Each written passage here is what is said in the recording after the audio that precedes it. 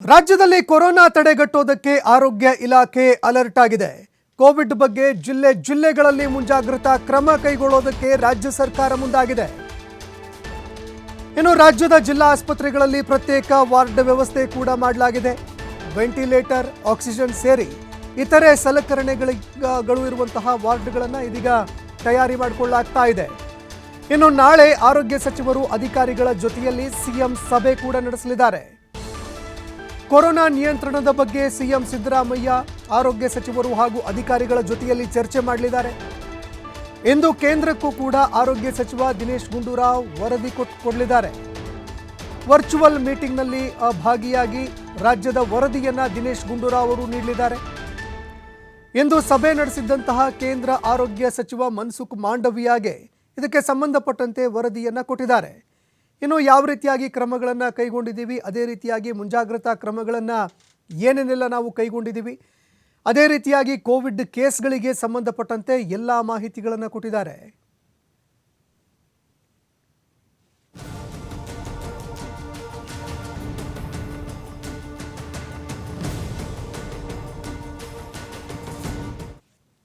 Technical committee ಎಲ್ಲ ಸೇರ್ತಾರೆ. So ಅದರೆಲ್ಲ points ನೋಡಿ ಚರ್ಚೆ ಮಾಡ್ತೀವಿ.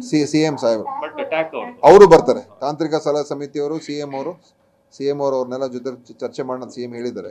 ಸೊ ತಾಂತ್ರಿಕ ಸಲಹಾ ಸಮಿತಿ ಮತ್ತು ನಾವೆಲ್ಲ ಇರ್ತೀವಿ. ಸೊ ಅಲ್ಲಿ ಬೇರೆ ಬೇರೆ ಏನೇನಿದೆ ಈ ವಿಚಾರಗಳೆಲ್ಲ ಒಂದು ಫೈನಲೈಸ್ ಮಾಡ್ಕೊಡ್ತೀವಿ. ಅದು ನೋಡೋಣ, ಯಾಕಂದರೆ ಇನ್ನು ನಾಳೆ ಮತ್ತೆ ಮೀಟಿಂಗ್ ಇರ್ತದೆ. ಶನಿವಾರ ಅಷ್ಟೊತ್ತಿಗೆ ನಮಗೆ ನಮ್ಮ ಟೆಸ್ಟಿಂಗ್ ಹೆಚ್ಚಾದ ಮೇಲೆ ಅವಾಗ ಏನಾಗುತ್ತೆ, ನಾವು ಮುಂದೆ ಏನು ಕ್ರಮ ತೊಗೊಳ್ಬೇಕು ಅಂತ ನಾವು ಅವಾಗ ಯೋಚನೆ. ಯಾಕಂದರೆ ಈ ಬಾರ್ಡರ್ ಏರಿಯಾಗಳು ಜಾಸ್ತಿ ಟೆಸ್ಟ್ ಮಾಡಿಸಿ ಕೇಳಿದ್ದೀವಿ.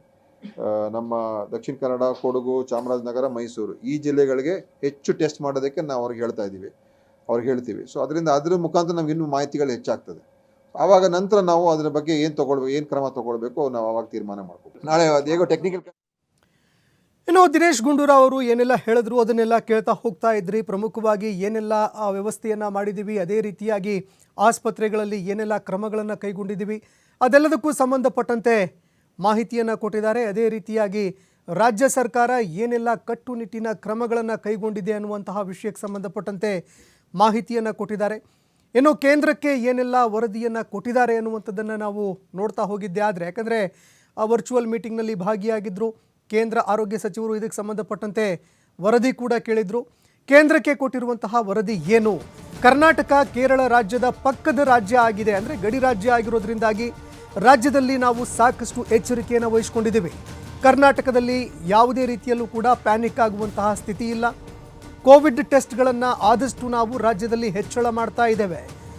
ಎಲ್ಲೆಲ್ಲಿ ಸಿಂಪ್ಟಮ್ಸ್ಗಳು ಕಂಡು ಬರ್ತಾ ಇದೆ, ಯಾರ್ಯಾರಲ್ಲಿ ಸಿಂಪ್ಟಮ್ಸ್ಗಳು ಕಂಡು ಬರ್ತಾ ಇದೆ ಅಲ್ಲಲ್ಲಿ ರ್ಯಾಪಿಡ್ ಆಂಟಿಜೆನ್ ಟೆಸ್ಟ್ ಆಗಿರಬಹುದು, RT-PCR ಟೆಸ್ಟ್ಗಳನ್ನು ಹೆಚ್ಚಳ ಮಾಡ್ತಾ ಇದ್ದೇವೆ. ಜಿಲ್ಲಾ ಆಸ್ಪತ್ರೆಗಳಿಗೆ ಈಗಾಗಲೇ ತಯಾರಾಗಿರುವಂತೆ ಯಾವುದೇ ಸ್ಥಿತಿ ಎದುರಾದರೂ ಕೂಡ ಎಲ್ಲವನ್ನ ಎದುರಿಸೋದಕ್ಕೆ ತಯಾರಾಗಿರುವಂತೆ ಸೂಚನೆ ಕೂಡ ಕೊಡಲಾಗಿದೆ. ಇನ್ನು ಅಗತ್ಯ ಬಿದ್ದಿದ್ದೇ ಆದರೆ ಕೇಂದ್ರ ಸರ್ಕಾರ ನಮ್ಮ ರಾಜ್ಯಕ್ಕೆ ಹೆಚ್ಚಿನ ನೆರವನ್ನು ಕೊಡಬೇಕು ಅಂತ ಕೇಂದ್ರಕ್ಕೂ ಕೂಡ ಕೇಳಿಕೊಂಡಿದ್ದಾರೆ. ಕೇಂದ್ರ ಆರೋಗ್ಯ ಸಚಿವರಿಗೆ ದಿನೇಶ್ ಗುಂಡೂರಾವ್ ಅವರು ಕೋರಿಕೆ ಕೂಡ ಸಲ್ಲಿಕೆ ಮಾಡಿದ್ದಾರೆ. ಒಂದು ವೇಳೆ ಆಕ್ಸಿಜನ್ ಏನಾದರೂ ಕೊರತೆ ಬಿದ್ದಿದ್ದೇ ಆದರೆ ಅಥವಾ ವೆಂಟಿಲೇಟರ್ಗಳು ಕೊರತೆ ಬಿದ್ದಿದ್ದೇ ಆದರೆ ಆ ಸಂದರ್ಭದಲ್ಲಿ ಅದೆಲ್ಲವನ್ನು ಪೂರೈಕೆ ಮಾಡೋದಕ್ಕೆ ನೀವು ಕೂಡ ಸಿದ್ಧರಾಗಿರಿ ಅಂತ ದಿನೇಶ್ ಗುಂಡೂರಾವ್ ಅವರು ಮನವಿ ಮಾಡಿಕೊಂಡಿದ್ದಾರೆ.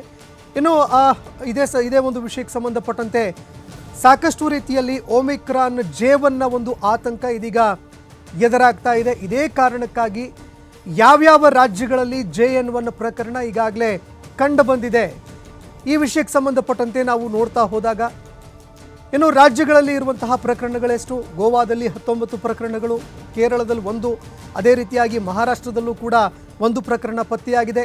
ಇನ್ನು ಗೋವಾ ಆಗಿರಬಹುದು, ಕೇರಳ, ಮಹಾರಾಷ್ಟ್ರ ಇವೆಲ್ಲವೂ ಕೂಡ ಕರ್ನಾಟಕದ ಗಡಿಭಾಗದ ರಾಜ್ಯಗಳು, ಕರ್ನಾಟಕದ ಅಕ್ಕಪಕ್ಕ ನೆರೆ ರಾಜ್ಯಗಳು.